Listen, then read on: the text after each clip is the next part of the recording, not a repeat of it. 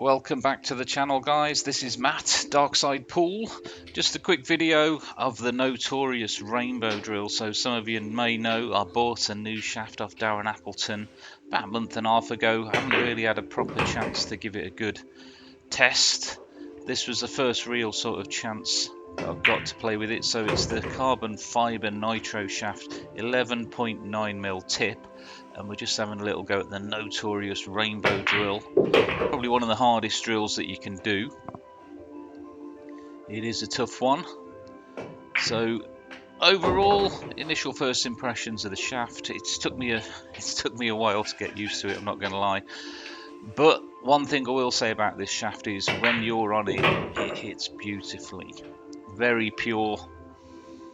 You can really get some good power as well on some of these shots. So yeah, just running this out, not too bad an effort really. This was my best go at it during the session. It's probably about an hour long session I had with it, but it does play well once you get the feel of it. And it's got a How tip on it as well, black version of that. And the cue, guys, I don't know if you know, but I am using a different cue. It's a Mucci PP4 instead of my old 9712. So I'm still getting to grips with that. Now this was a tricky shot. This was a lot straighter than it looks. So I had to jack up here, dig down, and just sort of punch it in just below centre. Come back down to the 6. And I was struggling with these sort of shots to begin with this shaft. I was just hitting them at the wrong angle. Probably because the deflection on my other shaft is completely different. My other shaft being a Z shaft Predator, of course, one of the original ones. Now I've just under hit that. You can see I've not got a nice natural angle to draw the cue ball straight back. So this is a good test with this shaft. I'm going to play this with a lot of bottom left hand English to come just under the side pocket and then back up the table. Have a watch of this one. You can see how much left hand English was on there because it's actually the cue balls hit the top rail. So just drop this through. Well, actually I thought I did, but I just sort of stunned that one down. But I've left myself the same shot again, look, on the 8 as I just did with the 7. And again, you know, you've got to draw this back just under the side pocket. Loads of left hand English, bit of draw, and let the spin do the work. And look at the spin on that again. One cushion off the side and then to the top rail. And this was a little bit straight, so I've had to just force this through slightly with some top spin, just sort of punch it through. And then I'd have liked to have hit it a little bit harder there, but I have got an angle on the 9. But again, you can see this cue, there is some, well, you can get some good pace on it, get some pure hits with the cue ball, and this did have to be pure because it was just off straight. I really had to force this through. You can see here, just really forcing that through. 2 rails, back up for the 8, and this was a better angle. But this drill, the further you get into it, it does get tricky. There's 2 ways you could play this shot here. I could have played it with some left hand English to try and swing back again off the 2 rails. Or you can just drop it through and try and get the pace right, which is what I tried to do.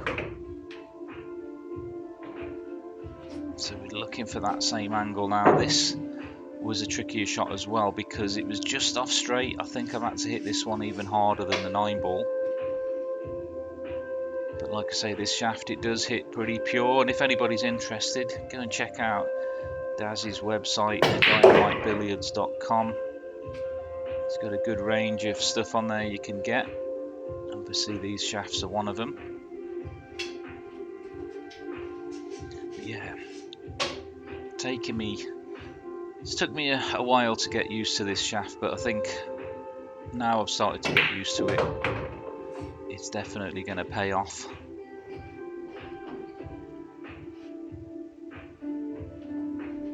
So just under hit that slightly. There is a nice angle. I can't remember whether I went 2 or 3 rails here. 3 rails is the better shot.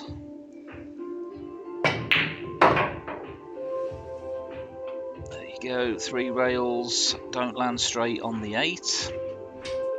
So we've got just about enough angle. But again, you could go forward with this, or you could go 2 rails to the with a bit of left hand English.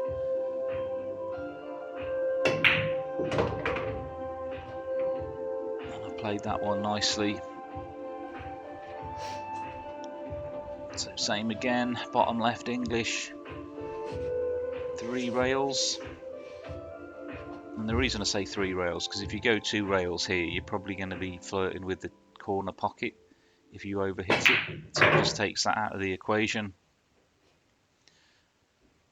And it gives you plenty more space to work with. Now that is the perfect angle to come back down for the 13.